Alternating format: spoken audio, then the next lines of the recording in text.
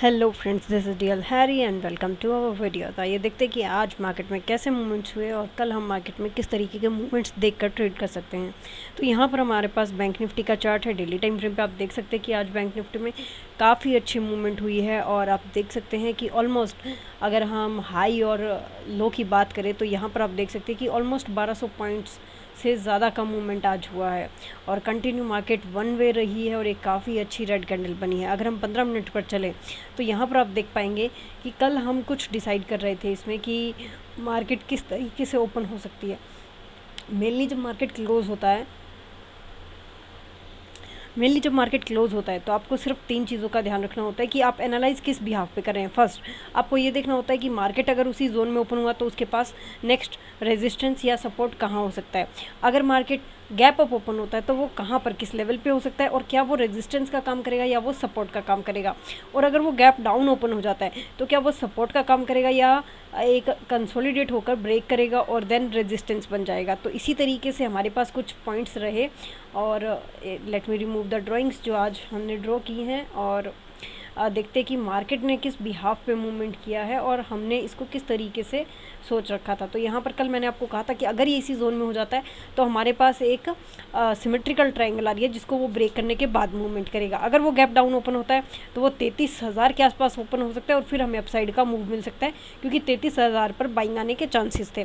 But आप देख सकते हैं कि गैप अप ओपन हुआ और गैप अप ओपन हुआ प्रीवियस जहाँ पर गैप डाउन हुआ था वहीं उसी लेवल के आसपास उसको एक बार टच किया है। आप देख सकते हैं कि उसी के आसपास ही ओपन हुआ और उस लेवल को टच किया। टच करके रिजेक्शन आने का मतलब क्या है कि अभी वहाँ पर सेलर्स एक्टिवेट है। अगर आप पहली कैंडल्स देखते हैं कुछ 20 मिनट की तो वो कंसोलिडेशन है और जैसे ही पहली 5 मिनट की कैंडल का लो ब्रेक होता है आपको एक कंटिन्यूस मूवमेंट मिलता है। तो इस तरीके से आप इसको ट्रेड कर सकते थे क्योंकि मोस्टली लोगों ने क्या कर रखा है, यहाँ पे 34,000 कॉल को शॉर्ट कर रखा था बिकॉज इतना बड़ा गैप डाउन था। और आज जैसे ही मार्केट ओपन हुआ तो आज क्योंकि एक्सपायरी था तो मोस्टली लोगों को यही था कि इस बार जो है ट्रेंडिंग करे क्योंकि 3 दिन से काफ़ी कंसोलिडेट हो चुका है और आज अगर ट्रेंड मिल जाता है तो काफ़ी अच्छी मूवमेंट होगी बिकॉज आज एक्सपायरी है तो ऑप्शन एक्सपायर होने हैं तो लेट देम एक्सपायर, तो उन्हें एक्सपायर होने दीजिए आप।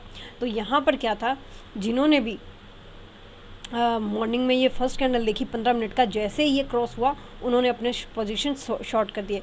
अगर किसी को ये साइकोलॉजी समझ में आ जाती है कि मार्केट अगर अपने रेजिस्टेंस के पास ओपन हो और रेजिस्टेंस को चेक करके वापस आ रही हो, इट मीन्स वहाँ पर सेलिंग आ चुका है। आप ऑफ कोर्स बड़ा मूवमेंट ले पाएंगे और आप सेल कर दीजिए।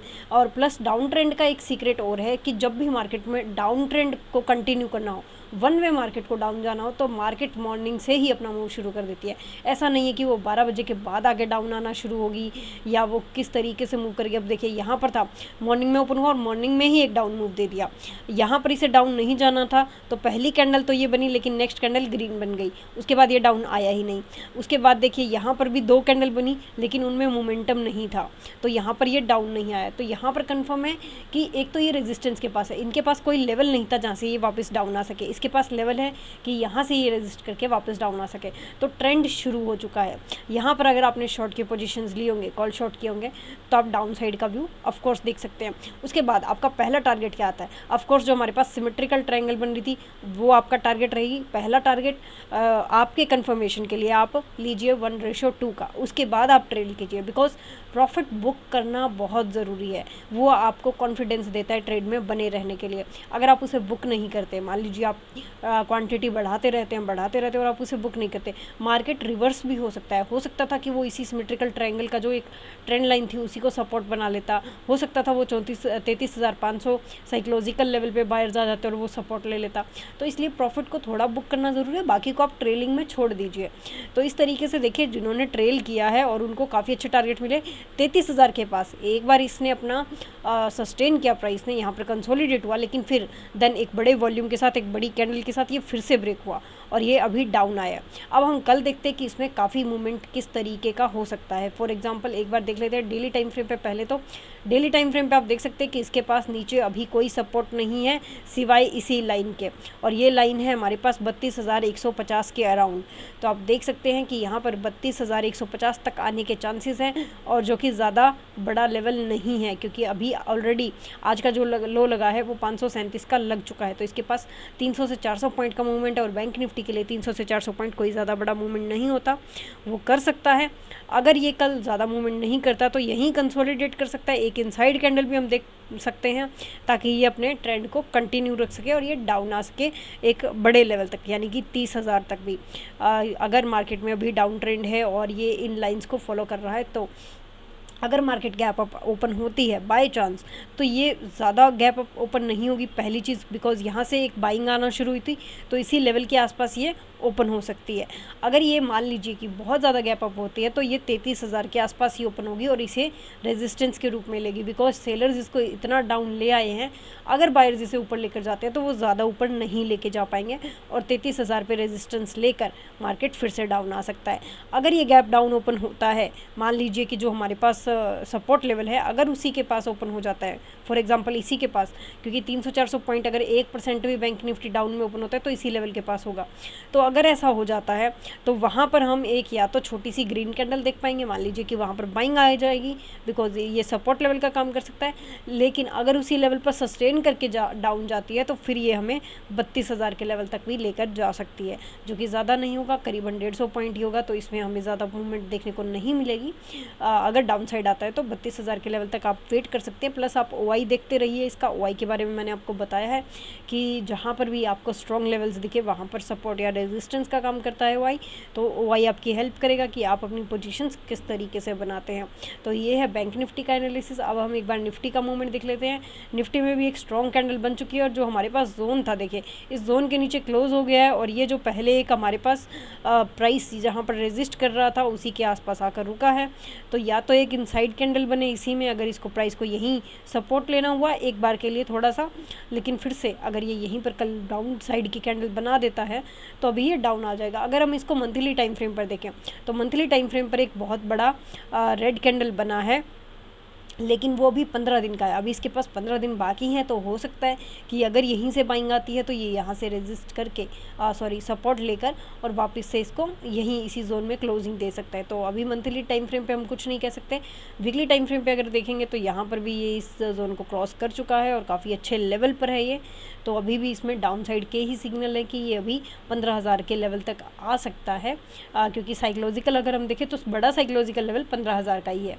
नेक्स्ट हमारे पास है HDFC बैंक। HDFC बैंक में ऑफ कोर्स यहाँ पर अगर आप देखेंगे तो जो हमारे पास लेवल था, अगर हम इन लाइंस को रिमूव करें, बिकॉज ये हमने हाथ से ड्रॉ की है, तो यहाँ पर इतना अच्छा ये ड्रॉ नहीं हो पाया है। अगर हम लॉजिकल लाइन ड्रॉ करें, सिंपल हॉरिजॉन्टल लाइन अगर हम ड्रॉ करेंगे तो वो हमारे पास स्ट्रेट आएगी, और स्ट्रेट में हम देख पाएंगे कि ये अपने प्रीवियस लेवल पर आकर रुका है।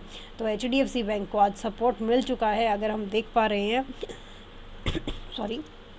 तो यहाँ पर अगर हम कल देख पाएंगे तो ज़्यादा से ज़्यादा एक इनसाइड कैंडल देख सकते हैं।